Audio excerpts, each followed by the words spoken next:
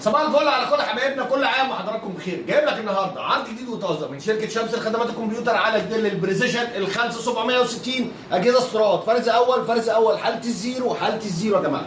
بنتكلم في اجهزه استيراد كور اي 7 جيل 11 وكور اي 9 جيل 11. خليك معايا، عرض جديد وطازه من شمس الخدمات الكمبيوتر. صباح الفل على كل حبايبنا، كل عام وحضراتكم بخير. عرض جديد وطازه من شمس الخدمات الكمبيوتر على الديل البريسيشن ال 5760. ال 5760 اجهزه استيراد فرز اول عرض معانا في الكور اي 7 الجيل 11800 اتش برامات 32 جيجا، دي رام 4، هارد بيبقى 512 ان في مي، شاشه طبعا 17 بوصه فريمليس، يعني اضاءه محترمه، ريزوليوشن محترم، تقدر تشتغل عليه برامج والعاب زي ما انت عايز. يبقى كور اي 7 جيل 11800 اتش برامات 32 جيجا، دي رام 4، هارد بيبقى 512 ان في مي. الجهاز بيبقى فيه كارتين شاشه، كارت شاشه انتل وكارت شاشه انفيديا، الار تي اكس الاي 2000 والار تي اكس الاي 2000 4 جيجا، دي رام 6، وبيعلى طبعا مع الرامات.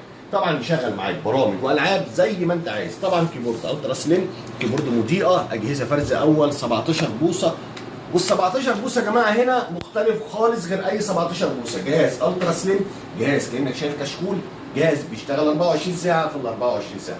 واسمع العرض ده متاح معانا لمده اسبوع واحد بس يا جماعه، 28000 ونص. جيل 11 برامات 32، هارد 512 فيجا، 4 جيجا، دي رام 6 ار تي اكس. خليك معايا في العرض الثاني نفس الجهاز بس الكور اي 9 الجيل 11. خليك معايا. العرض الثاني معانا يا جماعه من نفس الموديل الديل البريسيشن 5760، بس ده الكور اي 9، الكور اي 9 مش الكور اي 7. الكور اي 9 شاشه برضه 17 بوصه، بس الشاشه تاتش سكرين 4K.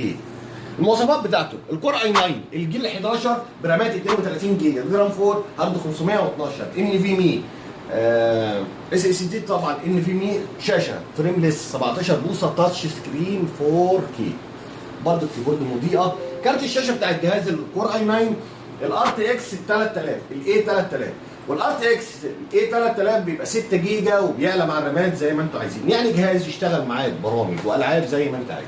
شاشه 17 بوصه برضه سليم، جهاز كشكول. يبقى الكور اي 9 جيل 11 رامات 32، هارد 512 وفيجا 6 جيجا و17 بوصه، وعرض حصري من شركه شمس 35000 ونص لفتره محدوده. الاجهزه كلها استيراد يا جماعه، فرز اول محل الزيرو، والسلام عليكم.